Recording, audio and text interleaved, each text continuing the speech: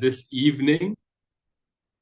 My name is Josh Donner, and I'm a regional teacher trainer and academic consultant in Southeast Asia for Macmillan Education. Really thrilled to be with you here tonight for this, our first in our 2025 fall webinar series. So this is our first of 3 webinars, but let's just check to make sure that the chat works. If you wouldn't mind just chiming into the chat where you're from and what's something that you like doing. Very broad question, just to get us thinking in a positive space. Something that you like doing. I am Josh. I like playing table tennis. I see we have one person in from Thailand already. But yeah, if you could just go ahead and share, where are you from? One thing that you like doing. Hello as we filter in. Hello to the Philippines. Hello from Shanghai. Very cool. Hello, everybody. Cambodia as well. Amazing. Everybody's coming in. Perfect. All right, from Thailand as well. Awesome. So I'm from Canada originally, based in Ho Chi Minh City. So when we think about it being fall, I often kind of have to reset my mind and realize that it doesn't really cool down here. So I'm wondering if it cools down where you guys are. Does it feel like a cool fall? Very cool. From the US, but living in China. Very cool. And thank you for sharing loving photography. Any other photo birds in the audience? You have a kindred spirit. Okay, so let's talk a little bit about why we're here tonight. Like I mentioned, this is the first in a series of 3 autumn webinars that we will be hosting for you. And the theme is From the Page to Real Life Communication, Find Your Students' Voice. So focusing on those communication skills and getting from kind of theory to practice. And hello from Vietnam as well. Thank you. Let me share my screen here. There you are, reminding me, of course, to share my slides. Okay. So let's continue on and take a look at what we will be doing this year at Macmillan. A lot of screens moving around. Okay. All right. So here at Macmillan Education, we have our autumn webinar series as part of our Macmillan Education 2025 teacher growth journey. So this is how we support educators through their professional development. And you can see that we support teachers all year round through seasonal webinars like we have tonight, masterclass sessions, which we'll have with Blue next week, where we guide you through an in-depth prep of a class. And that will help with practical application through our course books. We also host our ELT debates and voices in ELT management. So kind of something for everyone throughout our academic calendar here. So therefore, if you could please follow us on Facebook or WeChat for more information on this. We also share teaching tips and resources on our social media. So please stay tuned. Go ahead and follow us on those channels for more information. Okay, so I'd like to talk a little bit more in depth about the webinars that comprise our 2025 autumn webinar series. Today, Super will be speaking with us about authentic speaking tasks for exams, which I think, as someone who has taught a decent amount of IELTS and TOEFL prep for those speaking questions, it's certainly something that I have struggled with, and will be glued to the lecture for tips on how to make those tasks a bit more authentic and approachable for the students. So that's tonight with Super. I'm sure you all know that already. And then tomorrow, we have, as part of our Um, Advancing Learning Day, we will be having a session with three experts discussing universal design for learning. So if you are interested in, removing barriers to learning, kind of having a more inclusive lesson plan or design for your classes, that's certainly something that you would want to check out. The 10 a.m. UK time is the most doable for us here in Asia. So go ahead and check out that link, which I believe we can see in the chat, in order to get more information on those sessions. So that would be the second session here. And that is sandwiched between Super. And then next week, we have Blue, who is running a masterclass on giving learners a chance to find their voice. So like I mentioned a little bit earlier with our roadmap, a masterclass is an in-depth prep session with, kind of running commentary to really show you how to get the most out of our course books with this theme, giving learners a chance to find their voice. So those are the three sessions that make up our autumn webinar series. Very excited to share that with you and to be with you tonight for the kickoff with Super. Finally, a little bit of housekeeping. So everyone who participates tonight will get an email that will both include a certificate showing that you participated tonight and that you completed the webinar, and also slides and a recording of our webinar. So that will be coming to you within a few days after our session.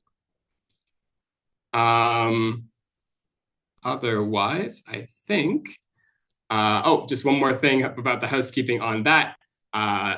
Please be patient and check your spam box as well in case it didn't come straight to your inbox. Okay, so without further ado, I'd just like to speak a little bit about our session today. Actually, I can just say hello to Super, who's here to speak about it even better than I could. Hello, Super. Hi, Josh. Hi, thank you very much. Absolutely. So yeah, tell us about what we'll be learning tonight. Yes, definitely. As you introduced earlier, we're going to talk about how to make exam-styled speaking tasks a little bit more authentic, a little bit Mm. more real life, and making them more approachable for students to prepare in the classroom and also to use them to communicate in their real life as well. So hopefully you will take some good ideas away at the end of today's session. And yeah, I can't wait to give you some good tips and activities as well. Yeah, I'm sure we all can't wait to get started. I cannot. So why don't I hand it off to you and we can get started. Yes. So thank you very much, Josh, for the introduction. And I will get my screen shared now. So just There give we go. me a Okay. Mhm. second. Yeah.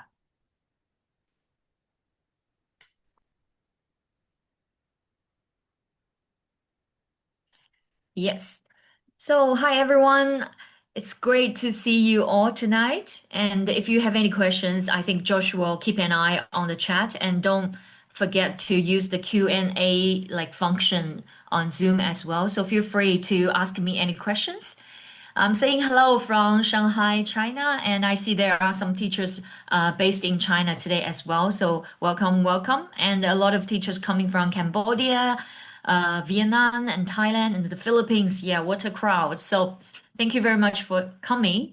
So the session for today is quite straightforward. We're going to compare the exam styled speaking tasks with some authentic speaking tasks at the beginning to show you how and what makes a speaking task more authentic. So we're going to discover a little bit more about the differences between these two and to try to turn these exam styled speaking tasks into authentic ones. And after that, we will look at detailed examples of how to turn exam style speaking tasks into meaningful communication opportunities Yeah, I think these exam like tasks, they are designed in a way to test the students' communication skills, but because it's an exam, students might find it artificial, might find it not that authentic. So we're going to try to turn that a little bit around and make the speaking tasks more real life, authentic, and meaningful for our students, not only in the tasks, in the exams, but also in the real life they are going to communicate with others. Okay, so let's get on with the first part. So the question for you is, I'm going to do a quick like poll for everyone here. So feel free to type in the chat and let me know your answers. Okay, let me know your thoughts. So I'm going to give you a list of exam like speaking tasks. So which one do you feel most like artificial for your students, to your students? So let's have a look. Here are 9 of them. So I will give you 30 seconds to quickly read all the options here and think about which one feels most artificial, or maybe which two or three. Yeah, it doesn't matter. Feels most artificial to your students.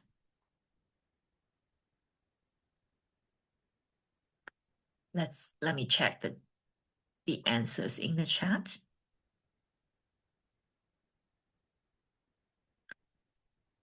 Number 8 from Angelina. Number 589 from Lauren.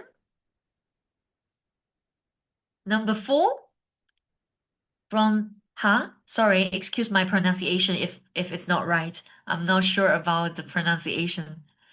Number 7 and 9. Okay, it seems like 9 and 8 are not that like authentic or authentic for you or students. Let me check. 8 and 9, performing a scripted dialogue with a partner, speaking for 2 minutes on a random topic with no interaction. Yeah, that's a very typical IELTS, like part two speaking task, right? Speaking for 2 minutes. It's like a monologue, like for students to talk about a topic without interaction with others. And also we have number 1. It's like describing a photo in detail. Okay, that's a very typical like A2 keys and the B1 for B1 preliminary for schools like speaking task. Number 4, role playing a shopping scenario. Oh, that is that also like artificial? Maybe in an exam setting, it could be artificial because they are not in a real shop, right? They're not really doing shopping. So if they're role playing that for an exam, it could be artificial in some ways. Yes. And number 6, giving opinions on abstract topics. That could be quite like challenging because the topic is abstract, right? It's usually very like an in-depth discussion about abstract topics could be very challenging for our students to do in an exam. Yeah, considering the topic. Yes, thank you very much. I think you've all got some thoughts about these speaking tasks in exams. It could be, yeah, artificial because of the format. It's like talking for 2 minutes. It could be the topic because it's not like a real like scenario for that topic to be happening. And also it could be due to the interaction because there are no interactions with real people. So it might feels like artificial. Yeah. So these tasks are based on, yeah, most of them are based on the speaking tasks from the Cambridge like English qualifications. So we're going to focus on the Cambridge exams today. Yeah, mainly starting from the Cambridge Young Learners exam. We can have a very quick look at the speaking tasks in the Cambridge Young Learner exams. So starting from pre-A1 starters, we can see there are 4 different kinds of tasks for students to do in the speaking test. For example, finding things in a big picture to name objects from a big picture. Usually it's a colorful picture, so it's more friendly for young learners, and they need to choose the correct object card to match them to the big picture. And prepositions play a key role there because the students need to understand where the object is in the picture. And then they're going to give short answers to questions about the big picture. The examiner will ask questions about the picture and the students will answer. And then give the third task will be give short answers to questions about objects to focus on these small objects in terms of colors, numbers. Yeah. And lastly, they're going to answer some questions about themselves. So the speaking task for pre-A1 starters is usually very short, for 3 to 5 minutes. But moving on to A1 movers, it will become a little bit longer, 5 to 7 minutes. And then they're going to do slightly more complicated tasks. For example, find differences between two pictures. This is a very interesting task, like spot the difference between two like pictures and photos. Yeah, and they're going to find out like what's different in terms of the objects, in terms of the colors, numbers, and the positions. And also they're going to, yeah, deal with pictures that tell a story. So getting more complicated into like a storyline. They're going to describe what's happening on the picture, not only in terms of the colors, the objects, but also they're going to find out what's happening. Yeah, and they're also going to spot the difference. Yeah, for the third task, to choose a picture that is different from three others. And also, lastly, they ask questions about themselves to tell information about themselves. And for A2 flyers, very similar to A1 movers, it's just slightly longer. Yeah, slightly longer, and they give more information about similar situations.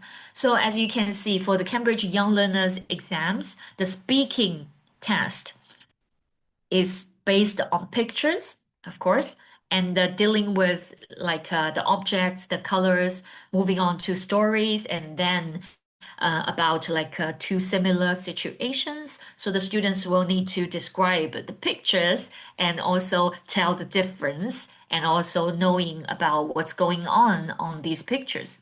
I personally actually think some of these tasks are not that artificial.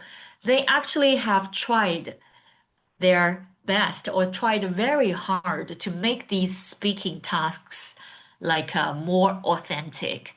Yeah.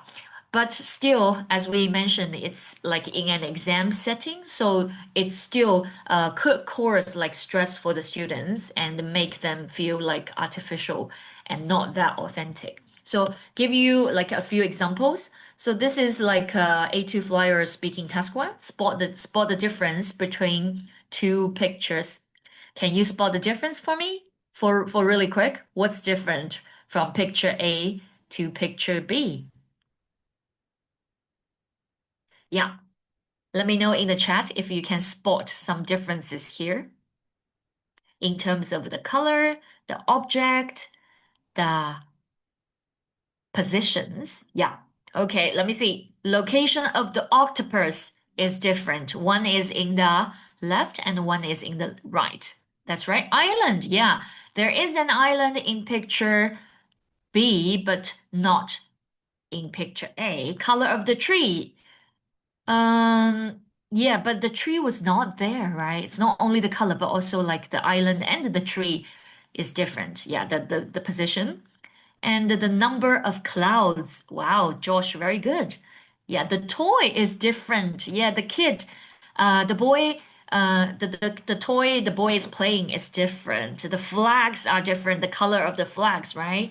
Okay, very good. You all have an eagle eye. That's great. So that is a very typical, yeah, the helicopter. Yes, that's right. The position of the helicopter. Basically, everything's different. So this task is created for the young learners to identify what's different, to describe the colors, the objects, the positions of the differences. Yes, that's great. So I think this task is quite good because it's not only like an artificial task where the students like talks about some random topic. It's there is an information like gap for the students to identify and tell the examiner. So yeah, yeah, still more coming, right? Still more differences coming. That's great. Thank you very much for the answers. And here's another example. So this example is from A2 Flyers speaking task 2.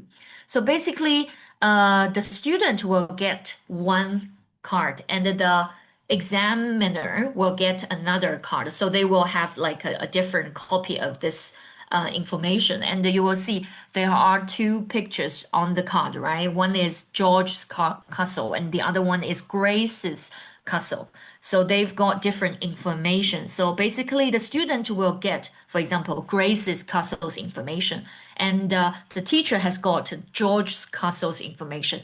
The task requires the student, the learner, the examiner, the examinee to exchange information with the examiner to get the information about each other's castle.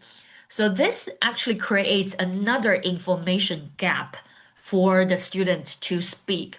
So it's still a very good task for students to complete, to do, because they are based on the information gap and exchanging information. And it happens in a real life, right? We communicate with others to exchange information. It could be some like information about castle. It could be some information about a tourist like destination. So it mimics like the real life communication scenario very well. And lastly, the A2 flyer speaking task 3. This is like the story one. Basically, the candidate will get 5 pictures of a story, and the examiner will tell the candidate that what's happening in one of the pictures, like the opening of the story, and the students will need to describe what's happening on the other pictures and tell the examiner what's going on, the storyline and the people, the characters, yeah, the events, the plots, yeah, what's happening, and also some feelings, yeah, as well. So I think this activity is also very good because the students will need to read the story from the pictures and then describe them and express their understanding about the picture and about the storyline as well. So I think they have tried very hard to make these speaking tasks as authentic, as meaningful as possible. But we can definitely take one step further to make them even better in the classroom. Yeah, preparing for the exam at the same time, like using them as a real life communication, like opportunity. Okay, and also it's based on, yeah, even more the examples at the beginning I have given. It's also based on the A2 key for schools or B1 preliminary for schools, like the originally called CAT and PAT, KTPT exams. So the exam for the speaking test for A2 and B1, they are slightly more challenging because, can anyone tell me from this table? Yeah, this is an information gap again. So can you tell me what's the challenging like part for students taking A2 key for schools or B1 preliminary for schools speaking task? As you can see, there's not only the intellector, like the examiner and the candidate, there will be interactions between the candidate and another candidate, which means the students will not only interact with the examiner, but also interact with another student who's taking the exam. So there will be some real communication required between the examinee with another examinee as their peers, of course.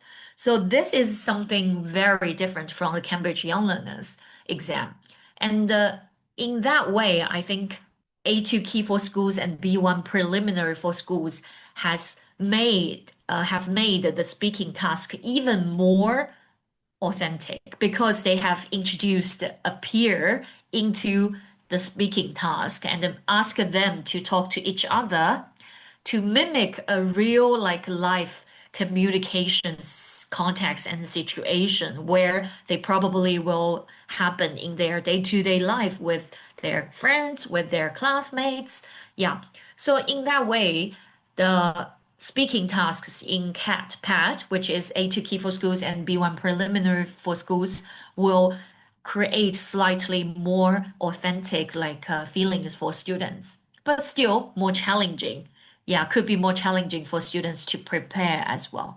So yeah, the speaking task for B1 preliminary is slightly more complicated for A2 key for schools. As you can see, there will be four in B1, but only two different tasks in A2. So this is an overview about, yeah, the A2 key for schools and the B1 preliminaries. A quick a quick example from B1 preliminary for schools. So this is the whole speaking task for these four parts. Yeah, this is an example from a sample paper.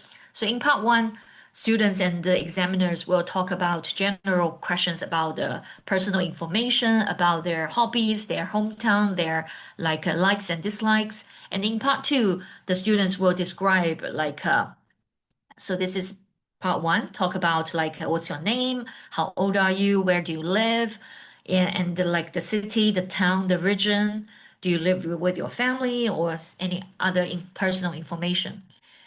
Yeah, and in phase two of part one, yeah, slightly more in questions about personal information. But in part two, here comes the pictures. The students A will describe a picture and tell the examiner what's going on in picture A. And student B will look at another picture and describe this picture to the examiner. And after that, in part three, they're going to look at these pictures together and talk about the picture with each other. So basically, they are going to talk to each other and tell each other about what's going on the picture. And then the examiner will listen and observe the interactions between these two examiners. Yeah. And lastly, more follow-up questions about part three.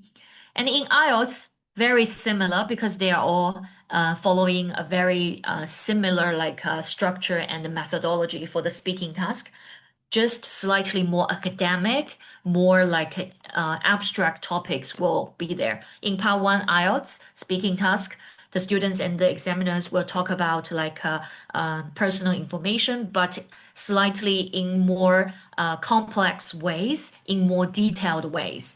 And in part two, the students are going to receive a card. They're not going to look at any pictures now in IELTS, but they will receive a task on a card, and on that card they are going to understand what they're going to talk about for a few minutes by themselves.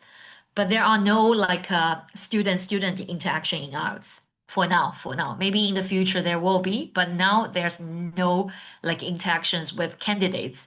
In part three, the examiner will follow up with more questions for based on part two, and the questions will be more abstract, more in-depth, yeah, more academic sometimes based on the topic. So as we can see, the speaking exams, the speaking tasks in the Cambridge English qualification portfolios in all these exams follow pretty much similar concept and methodology, but in terms of age groups, there will be different tasks for different age group of students. Now let's have a look at what we can do to make them more authentic.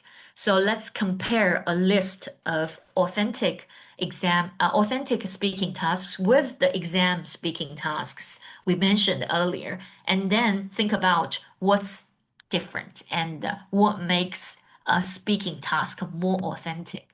So on the left, this list is about some artificial speaking tasks in some of the exams I mentioned earlier. Yeah, it could be talk about your favorite food in IELTS part two, right? Or describe a picture in detail in CAT or PAT like task two, part two. Now, I'm going to give you a list of authentic speaking tasks.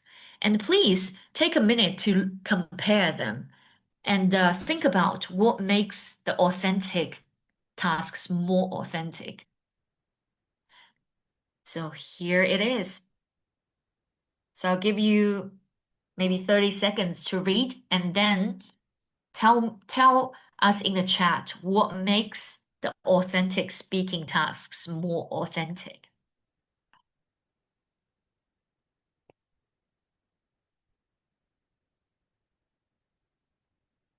The context, additional context. Yes, very good. We have added a very detailed context for the student to understand why they are talking about this topic or in what like situation they are going to use this kind of speaking. Yeah. And in that context, what detailed information has been added? Can you tell me more details? For example, Lauren mentioned allows for more flexibility and personalized answers. Yes. So basically, personalization is the key here. So we connect the speaking task with the student's personal life, create a context for them to bridge that task with their personal day-to-day life. For example, we will add the audience, for example, who they are talking to, right? Explain to a new classmate joining your school or describing a dish to a friend who's visiting your country for the first time. Yeah, the audience is very clear. We set the scene for the real audience. Or sharing the sharing the information on a social media. So basically, we know we are talking to a public audience on social media, not only my friends or like my classmates. It's a public audience. That makes a difference for students. Yeah. So basically, we have added a lot more details to tell the students who they are talking to and what kind of situation or context that this speaking task is based, and for what object or for what objective they are going to achieve. Yeah, what kind of result they would like to achieve by doing this speaking task. So that is how we make the speaking tasks more authentic. So here are some key factors. So here are some key factors that I have summarized about what makes speaking tasks feel more authentic. So as we can see, we have created a real world purpose. Yeah, basically there is a connection between the task with the real world. Yeah, to set a goal, communication, a genuine communication goal for the students. For example, to persuade someone to try the food, to inform someone about the schedule. Yeah, that is a real world purpose. And also we have tell the students about the audience to make them clear about who they are speaking to, whether it's their peers, their teachers, their public audience, strangers, or anyone else. Yeah, to make sure who they're talking to, and to make sure the interactive format is clear for them as well. So sometimes if it's like a conversation or it's a dialogue, we need to involve, for example, turn taking. Yeah, if it's a task for a teamwork, we probably need to think about collaboration, and also if it's like a negotiation situation, if it's more complex. Yeah, and also personalization, as Laura mentioned, very key. Yeah, to bridge that gap to make the students personal life and personal choice involved in the speaking task. Yeah, and also allows for some like a spontaneous or flexible like situations to happen. Yeah, because in real life when we speak, there will always be some unexpected turns. Yeah, there could be some follow-up questions when we talk about something. And yeah, we provide more detailed contextual support. And it's good to tap into feelings, opinions, and personal experiences as well, which is the emotional engagement part. So bear these factors in mind when we want to change like exam style, like speaking tasks into more authentic speaking tasks. Have you added a real world purpose? Have you made the audience clear? Have you involved some interactive formats for the speaking? Have you asked your students to provide their personalized like opinions or feelings or experiences? Yeah, so these are where we could make the speaking tasks different from an exam like style task. So without further ado, let's jump into how.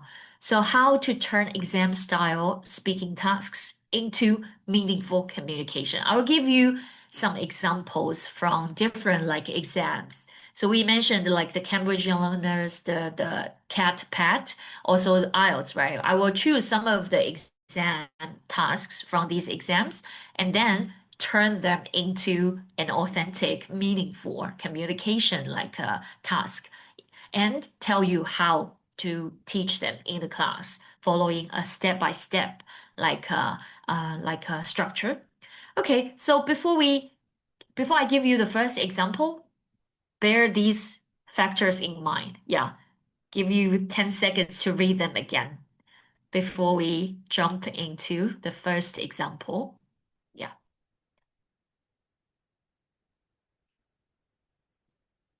Okay. Ready? Let's go. So I will use B1 preliminary for school speaking part one and phase one as an example. But as we talked about earlier, in all speaking like tasks, there will usually be the same task talking about personal information. So the examiner will ask questions about the candidates, like personal information, like what's your name, how old are you, where are you from, where do you live, what's your hobby, where like what do you do in your like free time? Yeah, personal information like about their day-to-day life.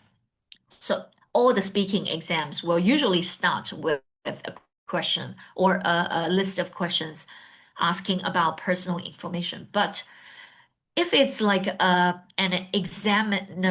if it's like an examiner asking questions and the student respond to a scripted questions from an examiner, it could feel very artificial and not authentic, right? But we could definitely make these artificial tasks into a peer interview for a student blog or video project. So this is an example I gave earlier in the comparison like table. So the idea is responding to a scripted questions from an examiner of about personal information could be artificial, but in the classroom, when we practice for these personal information questions, we can change the format and make them into a very authentic task, like a peer interview for a blog or even a video, like a project. So I'll give you a few examples. So the first examples is you can change these personal information questions into a survey. So, for example, I will take an example from Academy Star's second edition, which is a primary course book from Macmillan Education. So, at the beginning of the school year, at the beginning of the term, there could be some personal information like surveys for the students to do to get to know each other and also to establish a good relationship with their peers in the classroom. So this could be done, yeah, in any classes. As long as you have got some new students, they need to know each other better. You can always use this type of surveys to ask your students to do. So, but before you ask them to do that survey, it's good to present a model for them. because they will need to know what to do, what to expect, right? So in Academy Stars, as you can see here, there is a model for the students to listen to, but there is a gap created for the students to list to pay attention to when they look at the model, when they listen to the model. For example, listen and circle the information that is not true. Yeah, when they listen to these four students introducing about themselves, they will need to look at this table and then find out what's not true. So this is like presenting a model, but create a gap. Creating a gap means you ask your students to do this task, not only to understanding what, like the information, but also to complete a task. Okay, so this is an information task actually. So the students will listen to Alice, Oliver, Sophia, and Kit talking about the number of family members, their favorite subjects, the free time activities, and holiday activities.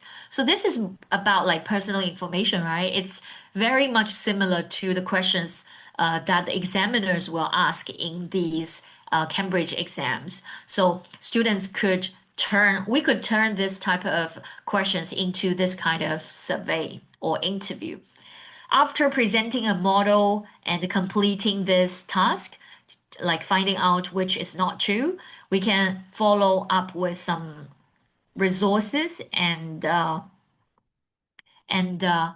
elicit some ideas from your students. Yeah, you can ask your students to write questions, write their own questions for the interview to find out the information they would like to ask about their classmates, about their peers. So you can list different topics. You can list the different topics. For example, you can follow what's on the book, but also you can add more. Yeah, apart from like a number in family, favorite subject, free time activity, holiday activities. You can also ask about like favorite like sports, their like hobbies, yeah, their hometown, yeah. Based on what you would like the students to know about each other, you can list the different items for the students to write about the questions.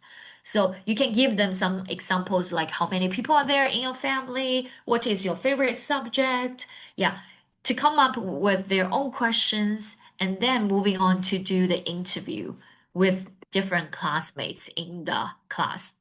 So after presenting the model, like giving resources and eliciting ideas, you make the students to practice with a real like a peer in the classroom. They go around the classroom, they mingle, and they check the information. They ask questions. For example, ask the two students in the class and report the information back.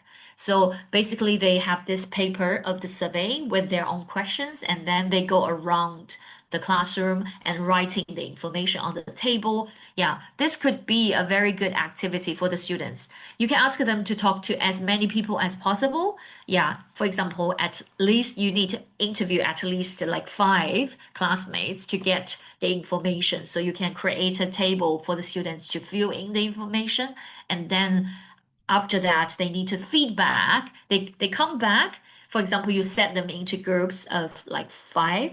Then when they have done their interviews, when they have done with the mingle, they come back to their own group and tell the other group members about the information they have collected from other groups.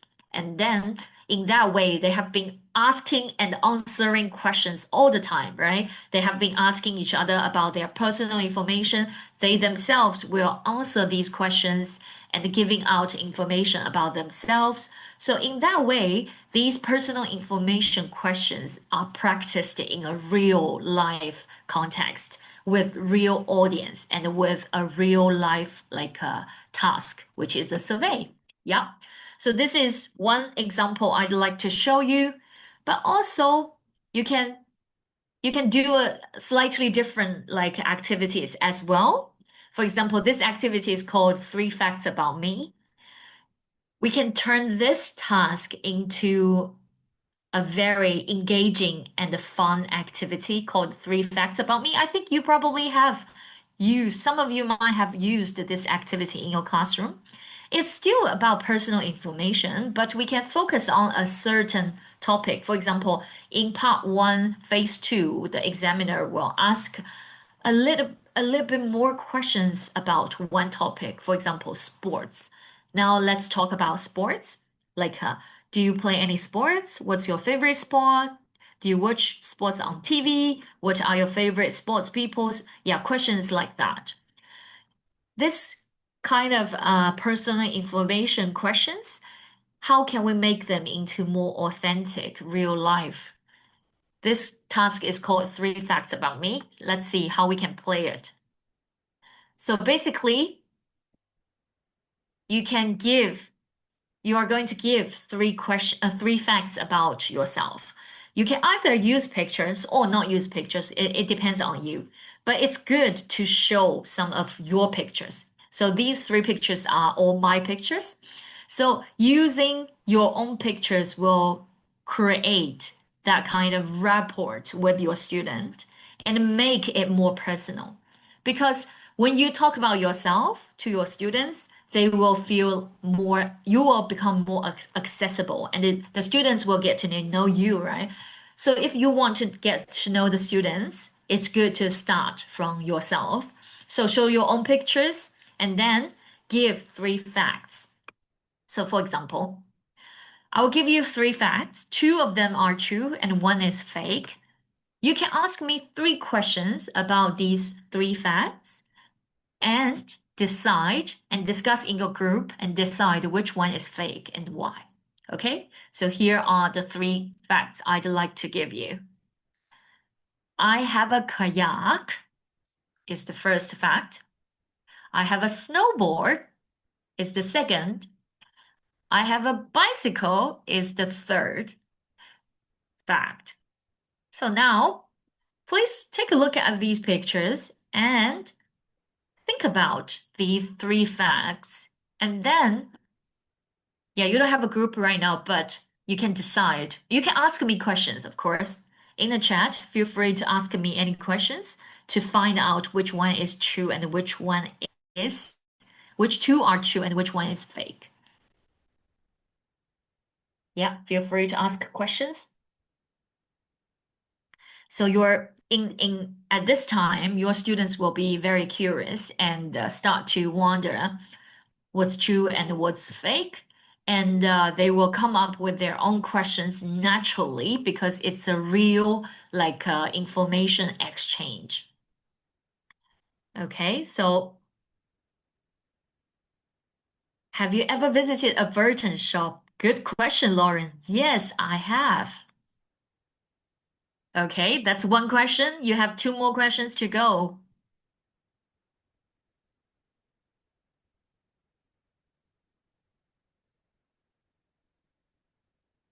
Do you enjoy the water? Yes, I think I do enjoy, yeah, all the all different kinds of water sports. I like swimming as well. So, yes. Thank you for the question, Josh. And the last question.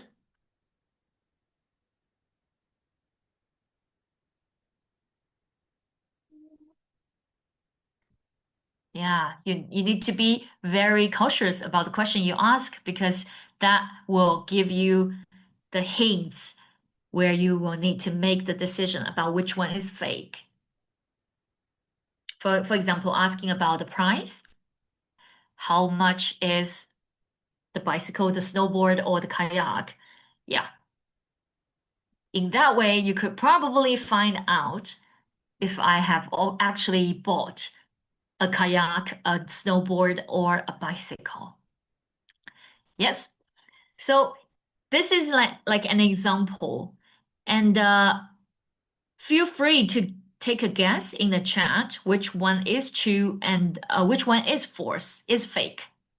Yeah, feel free to take a guess. If you don't have any more questions, you can just make a decision, take a guess about which one is fake and why.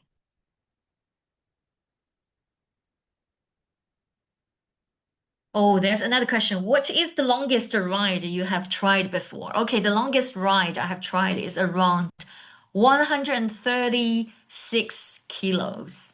136 kilos, the longest ride I have tried in my life. Okay, I think there's another question. I will give you more hints in this way. Why don't you buy a boat? It will be better than a kayak. The reason for buying this kayak is it's a foldable kayak. So which means it's easy to like organize and take it out with myself. I can like just backpack it. But a boat is not possible to do it. So that's why a kayak, not a boat. Mm. So can you make a decision now? I've already answered four questions for you. Yeah, take a guess. Which one? Feel free. Bicycle is the answer? You think the bicycle one is a fake one? Okay, good guess. Any other I ideas? Any other different opinions?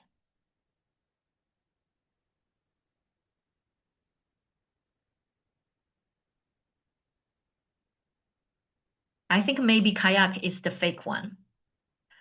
Ooh, I've got like four kayak guesses. You are right. You're right. How did you get it? Yeah, tell me why. Tell me why.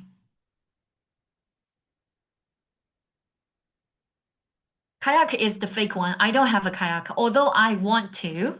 I really want to. I planned to get one, but not yet. I don't have a kayak yet. A foldable kayak sounds weird, but it's true. It's true. It's actually a foldable kayak. It's like we stuff it with air. It's just like a boat where we can stuff it with air, and then when we release the air, it's gonna be foldable. It's not like a wooden kayak or made of any other. It's called like a backpack like a kayak. Backpack kayak. Yeah. Ah, so that's where you get slightly different from the truth, but a foldable kayak is true. But I don't have a kayak. But I actually don't have a kayak myself. Yeah, so very good guess. Very good questions as well. Lauren said the bicycle looks like one you might own rather than rent. Ah, yes.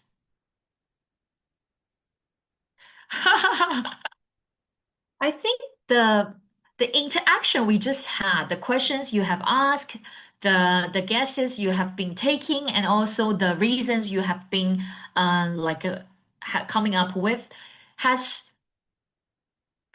like said everything because you are curious. You would like to answer question. You would like to ask questions, and you want to find out the truth.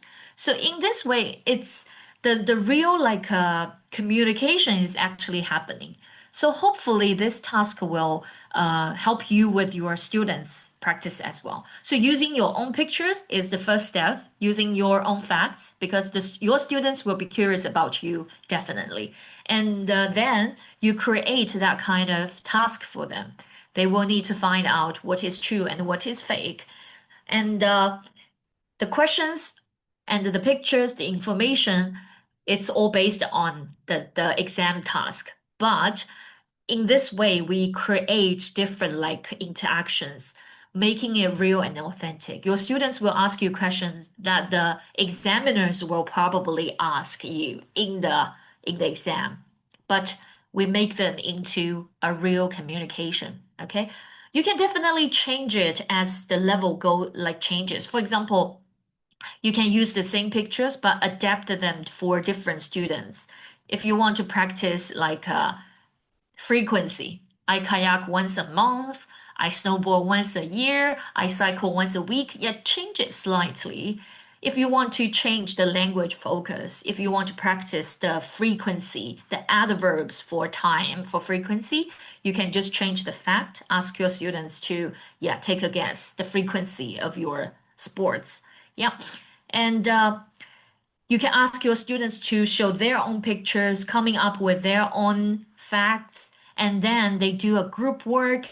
yeah, they share information like in their groups. They take a guess, ask questions, and discuss why and which is fake. Yeah, ask them to do it in small groups and yeah, share with the class. So in this way, this personal information type of tasks will keep going on, and it always creates a very good real life authentic communication. And moving on to the next example.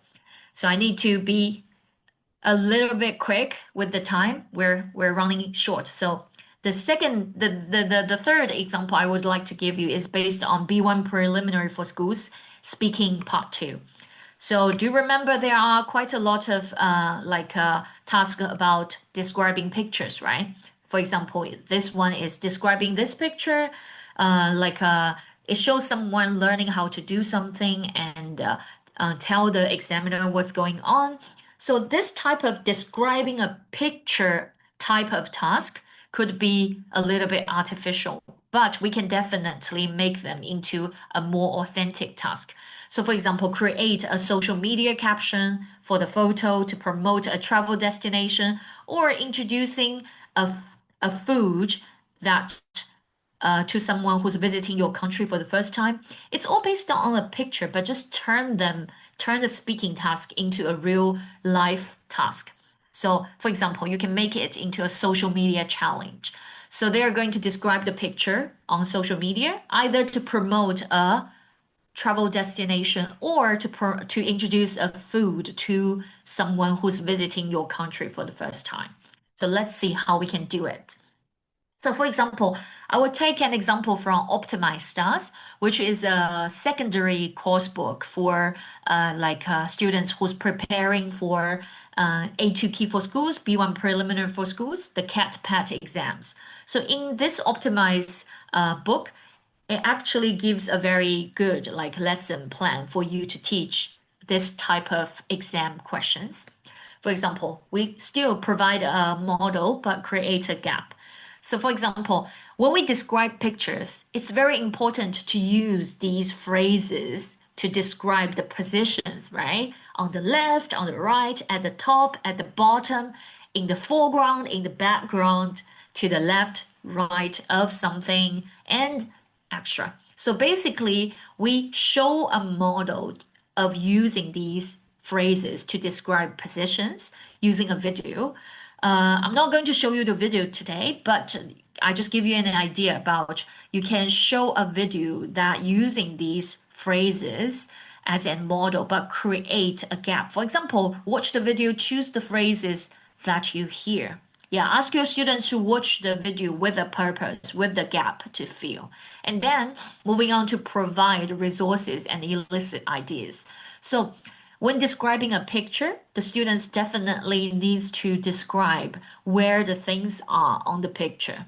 So do you remember in these Cambridge exams, we always need to describe, okay, the boy who's playing on the left is different from picture B. The toy he's playing is different. Yeah. So we need to describe where the object or the people are in the picture. So using all these phrases.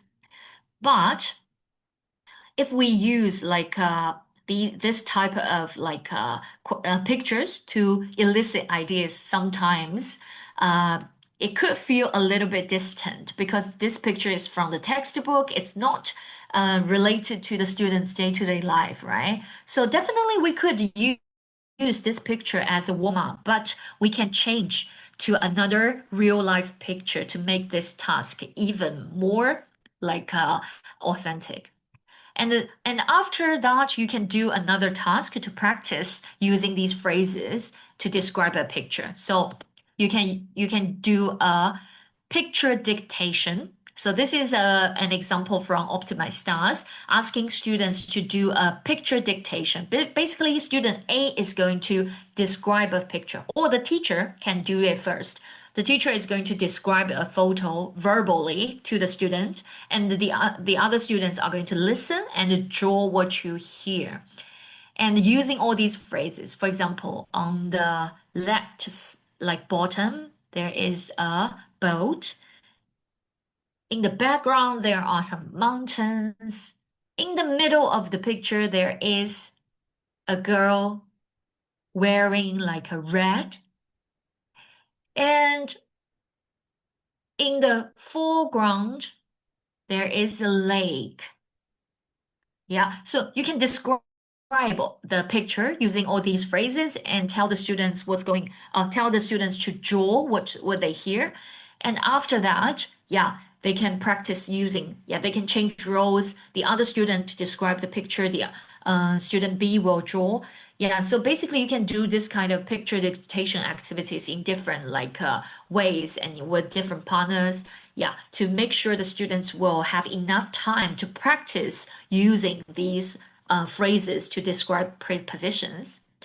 And then after that, we need to make these tasks more personal and authentic. So, for example, as we mentioned, describe a picture could be create a social media caption or create a social media like a description for a photo to promote a travel destination. So, still using this picture where I'm kayaking. Oh, I'm not actually wearing red, I'm wearing orange in this picture. So using this picture to ask your students to describe who, where, when, what. Yeah, providing all these language resources. The picture shows a girl kayaking in the lake. It looks like a very beautiful like lake where surrounded by mountains and stuff like that. And also ask them to describe the details, what's in the background, what's in the middle, what's on the right, what's on the left, and what's behind in front next to the black kayak there. Yeah, and the phrase experts will always be there to provide the scaffolding for your students. So basically, you use a real picture, yeah, of yourself or of your students. You can ask your students to share their pictures, of course, and then ask them to create a social media caption for a photo to promote a travel destination like this. You can also, yeah, use another picture where you have taken when you had some street food like this. Yeah, you can talk about your favorite, you can make talk about your favorite food task into a recommend a dish to a friend visiting your country for the first time. So this is a very special street food I tried recently in China, which is a meat pie and some tofu. Yeah, very special street food for breakfast in China, in I think in North China, mainly in North China. And you can describe this dish and using the same who, where, when, what, and the positions description in the middle of the picture, there are 8 meat pies called 火烧 from Shandong province.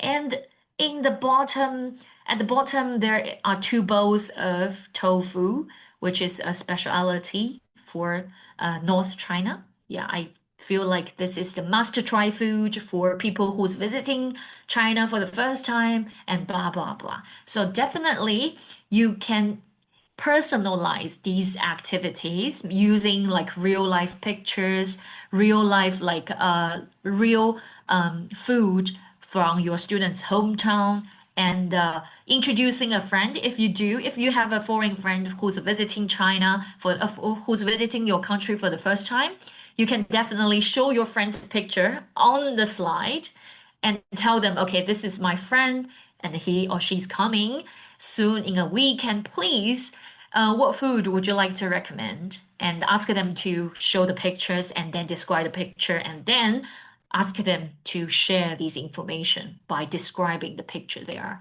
showing. So in this way, I think it's great to have a real life authentic objective to communicate and to speak, to describe the picture, not only in the exam, but also in a real life situation. And lastly, what I would like to mention is not only the language is there for everyone to use to communicate, but also the skills, the interaction skills could be very key as well. For example, this is from Skill for Third Edition, which is an adult course book from Macmillan Education. In this course, we actually introduce different kinds of interaction skills to manage this discourse in a real interaction communication. For example, how to change the topic and returning to it.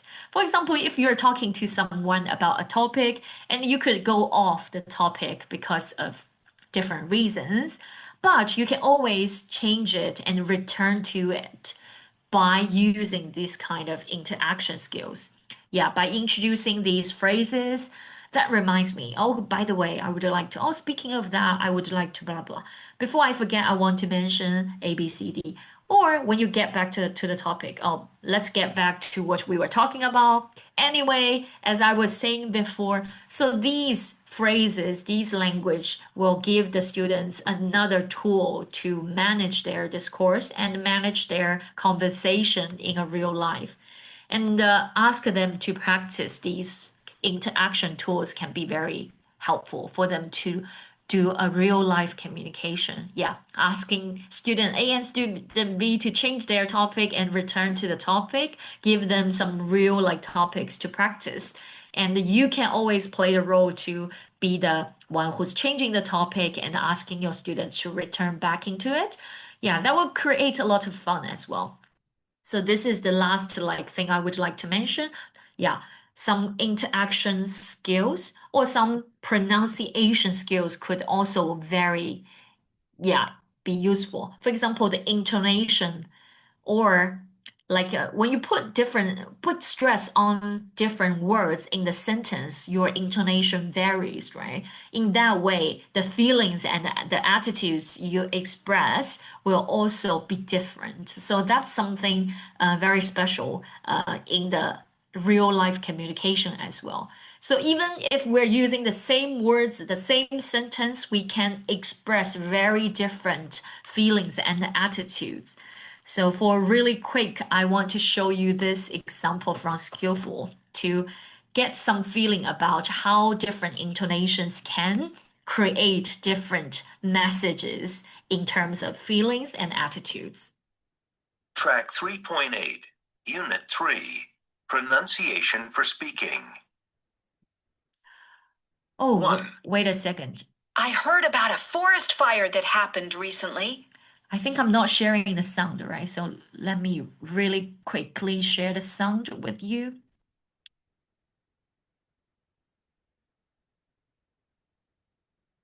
For some reason, I can't share my sound. Wait a second.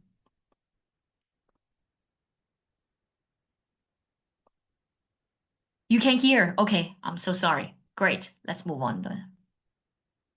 2. I heard about a forest fire that happened recently.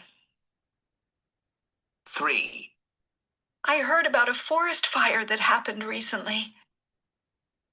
So, from these three different like examples, you can see different, you can feel like different feelings and attitudes, whether they are excited or afraid or disinterested. So using different pronunciations or intonations could create different messages in a real life communication as well. So not only the language, but also some non-verbal like cues are also very important in real communication. So teachers, as teachers, we don't forget to like mention these. We need to create tasks and the time opportunities for practicing these.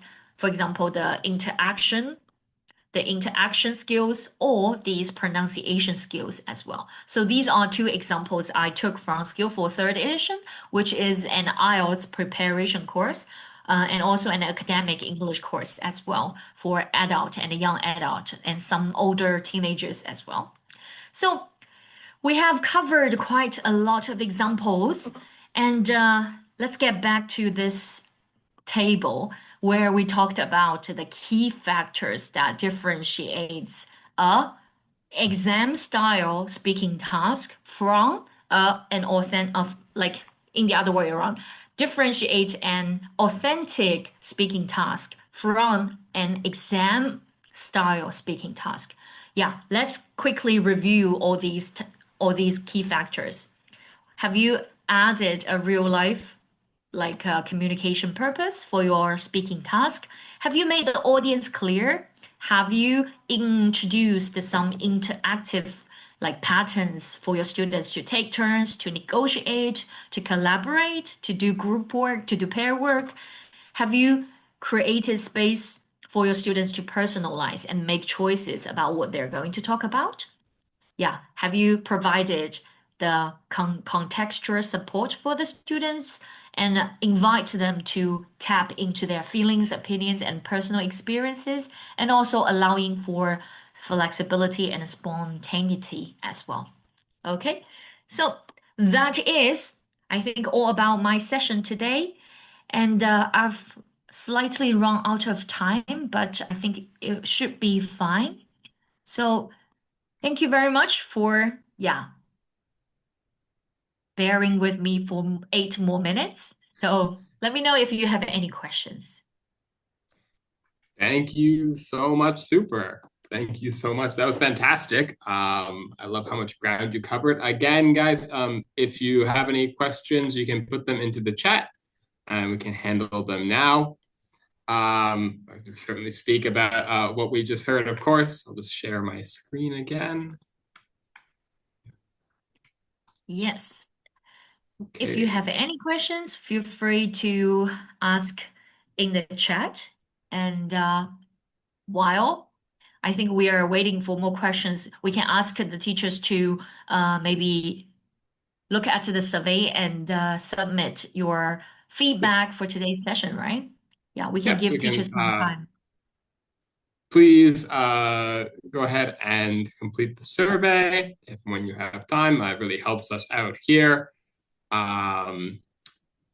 As far as just what we talked about, super, I really liked the 3 facts idea, especially how it kind of like connected with rapport building with your students in general. When we started the seminar, I was thinking it would just be, more about like getting the students ready for tests, but it kind of gave me a lot to think about just for rapport building in general and making those speaking questions in class that will really elicit like engaged student responses. Thank you for the positive feedback, Josh. Yes, I think, yeah, it's all about making the speaking tasks feeling like motivating and inviting. Because Mm, if the task feels like irrelevant, the students mhm, won't feel like talking and sharing about themselves. So it's very important to create that kind of rapport with the students. Yeah, mhm. making them feel comfortable sharing about themselves because when we speak, it's all about communication. It's all about talking about ourselves and about our friends, family. Yeah. So it has to be done in a safe and comfortable environment. Yeah, absolutely. So yeah, it connects with so many important teaching skills to begin with. Well, I guess if there are no percolating questions in the chat, I can return to just describing what will happen next in our series of Oh, autumn wait a second, webinars. Josh. I Oh, sorry, see a yes. question in the Oh, sorry. Q&A. Yeah, it just popped up. So how do I Oh, incorporate authentic speaking tasks for students who are not native English speakers? What are the specific examples should I hmm. use? I don't think I'm giving any examples that's specific to native English speakers. We are all, I think, like except Josh, we are all non-native speakers today. So the examples I gave are all like possible like tasks you can do with your students. Yeah, the idea is you need to grade these tasks depending on what your students' English levels are. You need to think about, for example, 3 facts about me, right? That activity. You can use it for different levels of students, depending on the fact, the how easy you can create that fact. For example, I like basketball. I like tennis. So this type of sentences can be created by beginner learners, right? They learn how to describe likes and dislikes very early when they get started learning English. So they can create really simple like facts about themselves. So it's really how you can adapt the language used in these tasks and make them suit to the students' levels. And sometimes they can ask questions in their uh, local language. For example, they have created these three facts, but when they ask questions to check whether it's true or fake, they can ask questions in their native language if necessary, I think, in order to make that communication ongoing without the language barriers. But at the end, they will still need to come back to I love basketball, I love tennis, yeah, the target structure you are focusing on. So you can adapt definitely all the activities I have shared today and make them into the right level. And that's definitely one And common theme that I've seen for everything you presented today. Very adaptable for lesson student levels and class sizes as well. It's fantastic. yeah, Anything thank you. else And thank you for the question from that anonymous attendee. Thank you so much. All right, Yes. let's continue on. So yes, going back to what will continue on for our autumn webinar series.